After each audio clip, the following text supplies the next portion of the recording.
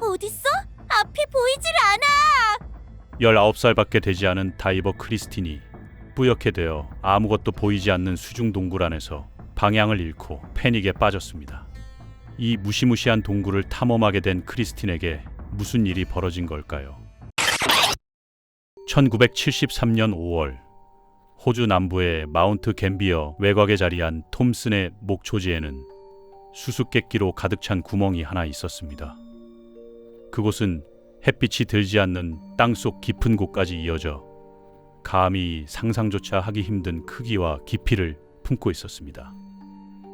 처음 발견된 건 1938년 한 농부가 말을 끌고 밭을 갈다 말발굽에 걸려 드러난 작은 틈이었습니다. 그저 발 하나 겨우 들어갈 작은 구멍에 불과했지만 농부는 호기심에 돌멩이를 던져 넣었습니다. 돌은 바닥에 닿는 소리 없이 어둠 속으로 사라졌고 농부는 알 수 없는 공포를 느꼈습니다. 그 후로 수많은 돌을 던져도 마찬가지였습니다. 구멍은 사람들에게 밑바닥 없는 구멍으로 불리며 미지의 두려움을 품은 채 시간이 흘렀습니다. 1960년대 중반 용기 있는 한 다이버가 처음으로 그곳으로 몸을 던졌습니다. 그가 발견한 것은 단순한 웅덩이가 아니라 빛 한 줄기조차 없는 거대한 지하 호수였습니다. 정오가 되면 하늘에서 쏟아지는 햇살이 입구를 통해 물속으로 들어와 마치 사파이어처럼 빛났고 그 신비로운 광경에 사람들은 이 동굴을 더 샤프트라 부르게 되었습니다. 이후 더 샤프트는 전 세계 다이버들에게 꿈의 장소가 되었고 1973년이 되기까지 약 8,000번의 다이빙이 이루어졌습니다. 싱크홀의 구조는 마치 시옷자 모양처럼 이루어져 있었습니다. 수심 40m의 바위 더미를 중심으로 동쪽 터널은 약 124m 길이였고 서쪽 터널은 폭 2에서 5m로 들어갈수록 좁아졌으며 깊이는 최대 80m에 달했습니다. 1973년 5월 26일 9명의 다이빙 강사들이 더 샤프트의 미지를 탐험하기 위해 마운트 갬비어에 모였습니다. 9명 중 4명은 다이빙 강사였고 나머지 5명도 자격증을 가진 숙련된 다이버들이었습니다만 이들 모두 동굴 다이빙은 처음이었습니다. 이들은 일반 공기통만으로 최대 76m 깊이까지 도달하려는 원대한 목표를 세웠습니다. 그들은 그곳을 경계선이라 부르며 햇빛이 완전히 사라지는 지점 너머의 세계를 탐험할 계획을 세웠습니다. 첫날 이들은 연습 다이빙을 통해 동굴의 구조를 살폈습니다. 수면 아래 7m 지점에 도착하자마자 그 아래는 동굴이 17m 너비의 거대한 공간으로 확장된다는 것을 실감했습니다. 그리고 시야가 비교적 맑을 것이라 생각해 그들의 생명줄이라 할 수 있는 가이드라인을 설치하지 않고 탐사를 진행하기로 결정했습니다. 그들은 신비로운 호수 저 아래에 무엇이 있을지 기대했습니다. 다이빙을 마친 후 그들은 다음 날의 도전을 위해 장비를 점검하고 공기통을 채웠습니다. 다음 날 5월 28일 정오 하늘은 맑았고 햇빛은 더 샤프트를 통해 거침없이 쏟아져 들어왔습니다. 9명이 다이버 중 1명인 조아는 밖에서 장비를 챙기고 음식 준비를 돕기로 했습니다. 로버트, 존, 피터, 고든, 레디, 그리고 글렌, 스티븐, 크리스틴 세 남매가 다이빙을 준비했습니다. 특히 19세의 어린 나이였던 크리스틴은 아버지의 영향으로 15년의 다이빙 경력을 자랑하며 뛰어난 실력을 갖추고 있었습니다. 좁은 입구를 통과해 한 명씩 물속으로 내려가는 일은 그 자체로 고된 일이었습니다. 다이버 장비를 착용한 채로는 구멍을 통과할 수 없어 장비를 따로 내려보내야만 했습니다. 하강은 순조로웠습니다. 하지만 이들의 다이빙에는 심각한 문제가 있었습니다. 그들은 적절한 공기 관리 전략이나 다이빙 파트너를 정해두지 않았고 어떠한 가이드라인도 사용하지 않았습니다. 당시만 해도 동굴 다이빙은 생소한 분야였기에 이런 절차들이 얼마나 중요한지 제대로 인식하지 못했습니다. 약 40m 깊이의 바위 더미를 지나 서쪽 터널로 진입했습니다. 그런데 수심 55m에 이르자 로버트는 심각한 질소 중독증 증세를 느끼기 시작했습니다. 공기통의 질소가 혈액에 녹아들어 마치 술에 취한 듯 판단력이 흐려지는 현상이었습니다. 평소보다 빠르게 찾아온 이 증세에 로버트는 더 이상 진행하는 것이 위험하다고 판단했습니다. 그는 동료들에게 손전등으로 신호를 보냈습니다. 동료들 역시 그에게 답했지만 그들은 계속해서 전진했습니다.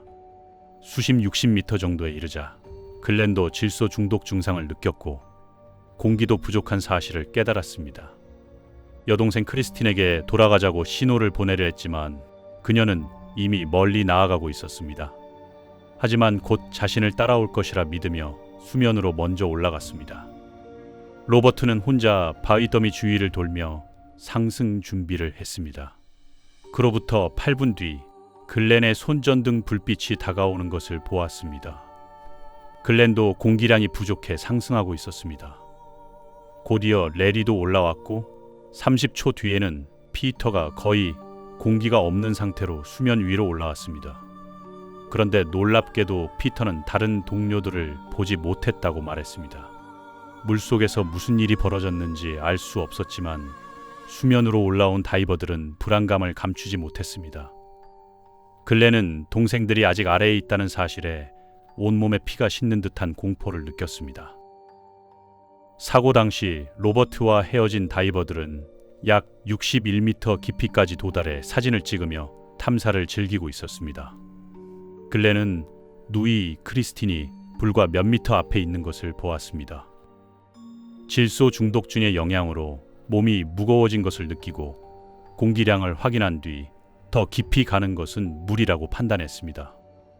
그는 크리스틴에게 돌아가자는 신호를 보내려 했지만 그녀는 이미 그에게서 멀어져 가고 있었습니다. 글렌은 동생들이 곧 자신을 따라 올라올 것이라 믿으며 홀로 상승했습니다. 바로 그 순간 동굴 아래에서는 최악의 상황이 시작되었습니다. 피터는 글렌을 따라 올라가려 했지만 갑자기 찾아온 어둠과 진흙구름 때문에 출구를 찾지 못하고 헤매기 시작했습니다. 다이버들의 움직임으로 인해 바닥에 미세한 진흙이 걷잡을 수 없이 퍼져나가면서 시야는 제로가 되었습니다. 가장 깊은 곳에 있었던 크리스틴, 고든, 레리는 공기 부족을 확인하고 패닉 상태에 빠졌습니다. 그들은 공포에 질려 수직으로 상승하기 시작했습니다. 이 석회암 동굴의 천장에는 돔 모양의 움푹 파인 곳이 있었는데 다이버들이 내뱉은 공기가 그곳에 모여 거울 같은 착시 현상을 일으켰습니다. 질소 중독으로 판단력이 흐려진 그들은 이 거울을 수면으로 착각하고 계속해서 위로 헤엄쳤습니다. 이때 레리의 손전등이 꺼졌습니다. 그는 몸을 조금 아래로 숙였고 기적적으로 손전등이 다시 켜졌습니다. 그리고 그 짧은 순간 그는 멀리서 다른 다이버의 희미한 불빛을 보았습니다. 그 불빛을 향해 헤엄친 레리는 마침내 진짜 출구를 발견하고 간신히 빠져나와 수면으로 올라왔습니다.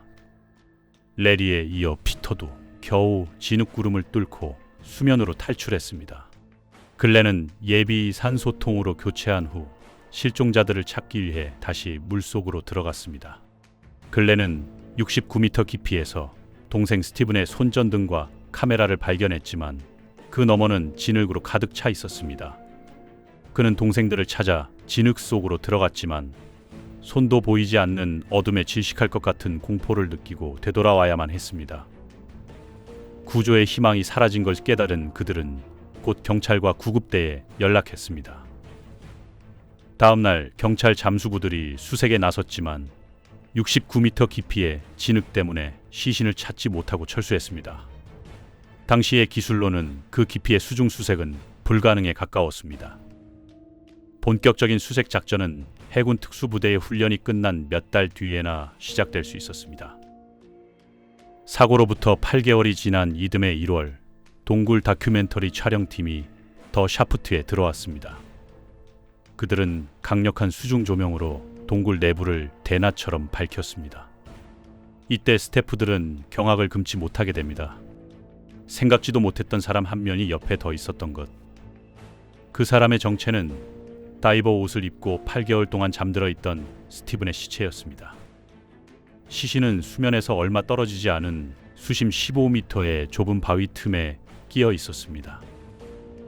같은 해 3월 사유지 주인들의 요청으로 더 더 경험이 풍부한 다이버팀이 수색을 재개했습니다. 그들은 약 56m 깊이에서 서로 껴안고 있는 크리스틴과 고든의 시신을 발견했습니다. 공기가 바닥나자 서로를 의지하며 마지막 순간을 맞이한 것으로 추정되었습니다. 6m 정도 더 깊은 곳에서는 존의 시신이 바위 아래에 끼어 있는 채로 발견되었습니다. 그는 질소 중독증에 걸린 채 모두가 올라올 때 오히려 더 깊은 곳으로 헤엄쳐 들어간 것으로 보였습니다. 이 비극적인 사고는 동굴 다이빙 역사상 최악의 참사로 기록되었습니다. 더 샤프트의 재앙은 호주 동굴 다이버 협회의 설립을 촉발했습니다. 협회는 철저한 교육과 인증 제도를 도입하고 가이드라인 사용을 의무화하며 안전 수칙을 강화했습니다. 돌이켜보면 그들은 그들의 능력을 넘어선 도전을 했고 그 결과는 비극적이었습니다. 하지만 그들의 희생 덕분에 오늘날의 동굴 다이빙은 훨씬 더 안전한 활동이 될 수 있었습니다. 더 샤프트의 깊은 물속에는 미지의 세계를 탐험하려 했던 8명의 용감한 다이버들의 이야기가 영원히 잠들어 있습니다.